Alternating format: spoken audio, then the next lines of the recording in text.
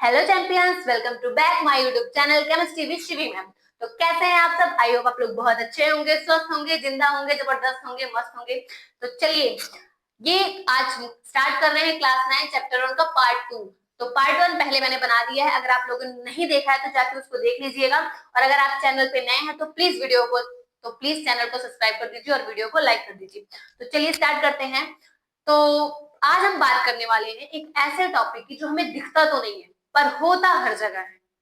मतलब हमें दिखता तो नहीं है लेकिन होता हर जगह है। नहीं नहीं नहीं, हम भूत की बात नहीं कर रहे हैं, हम बात कर रहे हैं पार्टिकल्स ऑफ मैटर की। तो चलिए देखते हैं।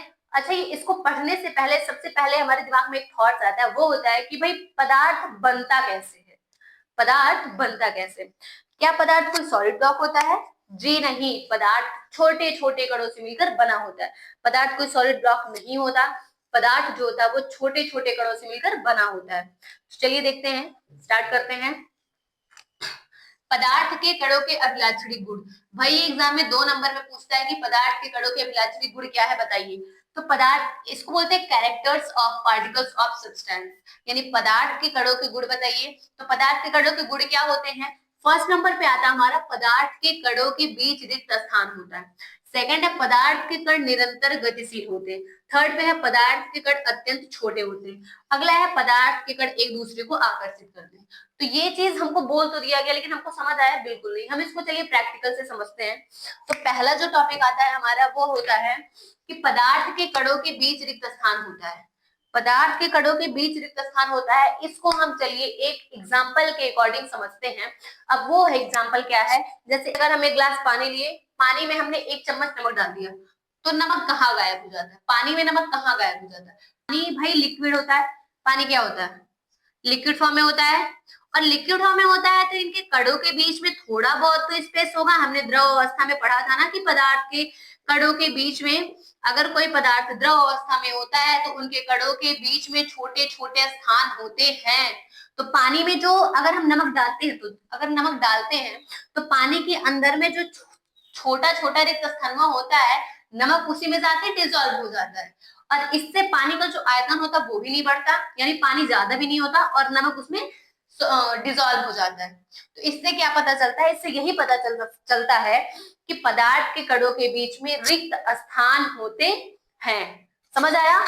पदार्थ के कणों के बीच में रिक्त स्थान होते हैं कैसे? हमने एक एग्जांपल के अकॉर्डिंग समझा कि पदार्थ, एक ग्लास पानी लेंगे, उसमें हम 1 चम्मच नमक डालेंगे, तो जो नमक होता है वो पानी के बीच रिक्त स्थान में जाके घुल जाता है।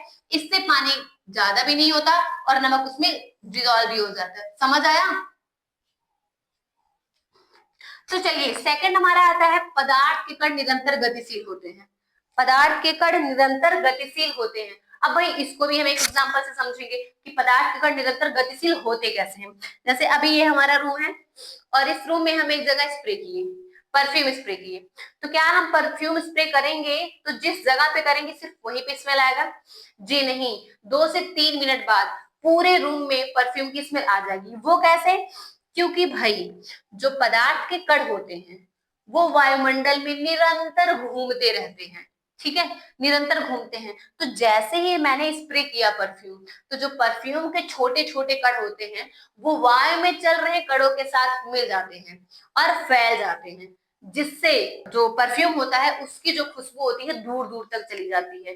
ठीक है, इससे क्या पता चलता है कि पदार्थ के जो कण होते हैं वो निरंतर गतिशील होते हैं। समझ आया? चलिए, ये तो हो गया हमारा दूसरा।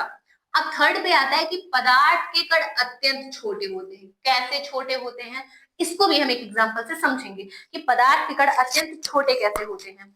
अब हम एक ग्लास पानी लिए, जैसे एक ग्लास पानी लिए और उसमें हम पोटेशियम परमैंगनेट, जिसको हम बोलते हैं लाल दवा, कमेंट से बताना पोटेशियम परमैंगनेट का फॉर्मूला क्या है और पोटेशियम परमैंगनेट का व्यापारिक नाम से हमने बता दिया, लेकिन आप लोग लिखना जरूर। ठीक है, तो पोटेशियम परमैंगनेट, एक ग्लास पानी है, इसमें हम थोड़ा सा पोटेशियम परमैंगनेट डालेंगे। तो पोटेशियम परमैंगनेट डालते ही पानी का जो कलर होता है ना वो पूरा का पूरा चेंज हो जाता है। चेंज होके किस कलर का हो जाता है? पर्पल कलर का हो जाता है। तो कैसे हो जाता है भाई? एक आप खुद ही सोचिए कि एक छोटे से क्रिस्टल में इतने पार्टिकल्स थे कि पूरा पानी का कलर ही चेंज कर दिया। मतलब समझ रहे हो? छोटा पैकेट बड़ा धमाका। ठीक है, तो इससे ये समझ में आता है कि पदार्थ के जो कण होते हैं वो अत्यंत छोटे होते हैं। मतलब एक ग्लास पानी में पोटेशियम परमैंगनेट डाला तो उसका पूरा कलर चेंज हो गया। एक छोटे से क्रिस्टल में इतने पार्टिकल्स थे कि पूरे ग्लास के पानी को ही कलर कर दिया। ठीक है, तो इससे ये पता चलता है कि जो पदार्थ के कण होते हैं वो अत्यंत छोटे होते हैं। इसके बाद आता है हमारा 4 नंबर का। 4 नंबर पे क्या है कि पदार्थ के कण एक दूसरे को आकर्षित करते हैं। ठीक है, पदार्थ के कण एक दूसरे को आकर्षित करते हैं। इसको भी हम एक एग्जांपल से समझेंगे, जैसे कि एक थाली लिए हम, एक थाली में पानी रखे और हम पानी की सतह को काटने का प्रयास करते हैं। ठीक है, तो क्या हम पानी को काट पाते हैं? जी नहीं। क्यों नहीं काट पाते? क्योंकि जो पानी के बीच में एक आकर्षण बल कार्य करता है जो उन्हें आपस में बांधे रहता है, इसलिए पानी को काट पाना असंभव होता है। समझ में आया? पानी के कण एक दूसरे को आकर्षित करते हैं। कैसे करते हैं? क्योंकि पानी के बीच में एक आकर्षण बल पाया जाता है जो पानी के कणों को आपस में बांधे रखता है, जिसे तोड़ना मुश्किल नहीं, जिसे तोड़ना आसान नहीं होता है। समझ आया? तो चलिए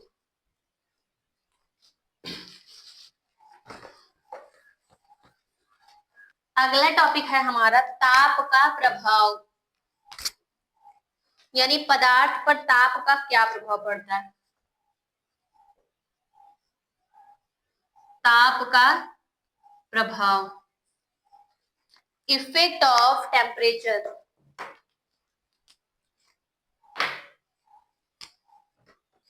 इफेक्ट ऑफ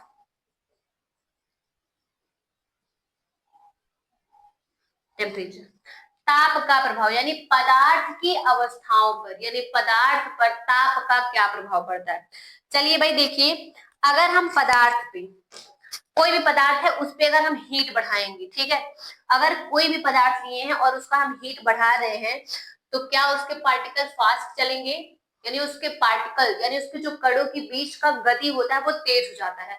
किसी भी पदार्थ पे, जैसे कोई हम अगर ठोस पदार्थ ले लिए, जैसे बर्फ ले लिए, अगर हम बर्फ को ताप देंगे तो वो उसके जो कण होंगे वो धीरे धीरे फैलना स्टार्ट करेंगे, उनके बीच में स्पेस आना स्टार्ट हो जाएगा। मतलब जो ठोस पदार्थ है यानी बर्फ है, उसको अगर हम गर्म करेंगे तो धीरे धीरे लिक्विड में चेंज होगा। यस या नो? यस। ठीक है, तो यानी कहने का मतलब ये है कि अगर हम किसी पदार्थ का पर ताप बढ़ाते हैं तो उनके कणों के बीच में गति स्टार्ट हो जाती है, और अगर हम ताप घटा देते हैं तो उनके कणों के बीच की जो गति है वो स्लो हो जाती है। अब जैसे एक एग्जांपल आपका ही ले लेते हैं, जैसे आप लोग गर्मी में इधर उधर कूदते रहते हैं, घूमते रहते हैं, उड़ते रहते हैं, लड़ते रहते हैं ना, लेकिन ठंडी में क्या होता है, एकदम कंबल में चिपक जाते हैं। क्यों? क्योंकि भाई ताप कम हो जाता है ठंडी में, और इतना कम हो जाता है कि हिम्मत नहीं होता ना।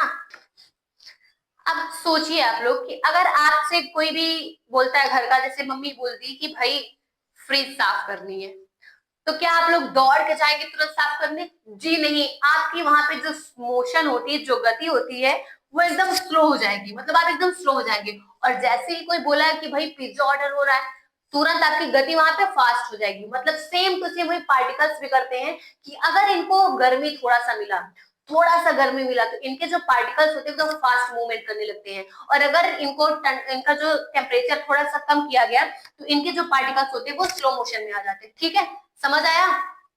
अब हम जानेंगे कि भाई ठोस पर ताप का क्या प्रभाव पड़ता है, द्रव पर ताप का क्या प्रभाव पड़ता है, और गैस पर ताप का क्या प्रभाव पड़ता है। ठीक है, चलिए देखते हैं। तो चैंपियंस, अब हम बात करेंगे कि ठोस पदार्थों पर ताप का क्या प्रभाव पड़ता है। तो चलिए देखिए ठोस पर ताप का प्रभाव, अगर हम किसी भी ठोस पदार्थ पे हीट बढ़ाएंगे, यानी थोड़ा सा ठोस पदार्थ पे अगर थोड़ा सा हीट बढ़ाएंगे तो उनके जो कण होते हैं वो तेजी से वाइब्रेट करने लगेंगे। ठीक है, और अगर और ज्यादा हीट बढ़ाएंगे, मतलब कण वाइब्रेट करेंगे और ज्यादा हीट बढ़ाएंगे तो सॉलिड पिघल जाता है। क्या होता है? सॉलिड पिघल जाता है। जैसे भाई बर्फ, बर्फ हो गया, बर्फ को ज्यादा हीट करेंगे तो क्या हो जाएगा, ये पानी में कन्वर्ट हो जाएगा। ठीक है, यानी बर्फ को अगर हम हीट करेंगे तो ये बर्फ किस में कन्वर्ट हो जाएगा? पानी में कन्वर्ट हो जाएगा। ज्यादा गुस्सा दिलाओगे तो सॉलिड भी पिघल जाता है। ठीक है, तो चलिए देखिए, इसके बाद आता है द्रव पर ताप का क्या प्रभाव पड़ता है। भाई द्रव पे ताप का क्या प्रभाव पड़ता है? अगर हम किसी भी द्रव पदार्थ को गर्म करते हैं, द्रव पदार्थ को गर्म करते हैं तो जो द्रव के कण होंगे वो तेजी से वाइब्रेट करने लगेंगे, और अगर और हीट देंगे यानी क्वथनांक पे चले जाएंगे तो वो क्या होने लगेंगे, गैस बनने लगेंगे, और द्रव भाई बोलने लगेंगे कि मैं तो उड़ने वाला हूँ अब, है ना। टेम्परेचर बढ़ेगा तो उड़ने ही लगेंगे ना। तो भाई चलिए देखिए, इसके बाद आता है गैस, यानी गैस का ताप पर क्या प्रभाव पड़ता है। गैस का ताप पर क्या प्रभाव पड़ता है, गैस के कण पहले से ही फास्ट रहते हैं, और हीट करेंगे तो ये और तेज हो जाएंगे, है ना। इसीलिए आप लोगों ने सुना होगा कि सिलेंडर, गैस सिलेंडर को कभी गर्म नहीं करते, समझ आया, गैस सिलेंडर को कभी गर्म नहीं करते हैं। तो टेम्परेचर कम करेंगे तो इनके कणों की गति धीमी हो जाएगी, टेम्परेचर हाई करेंगे तो इनके कणों की जो गति होगी वो तेज हो जाएगी। तो आई होप आपको ये सारी चीजें समझ में आई होंगी। पसंद आया हो तो प्लीज वीडियो को लाइक कर दीजिए, चैनल को सब्सक्राइब करिए और अपने दोस्तों के पास जरूर शेयर करिए। नेक्स्ट वीडियो में हम पढ़ेंगे क्वथनांक, गलनांक, निम्नांक, ऊर्ध्वपातन, संघनन, जो भी है वाष्पीकरण, ये सारी चीजों को हम कवर करेंगे। तो आज के लिए बस इतना ही। आई होप आप लोगों को पसंद आई होगी वीडियो। तो थैंक यू सो मच।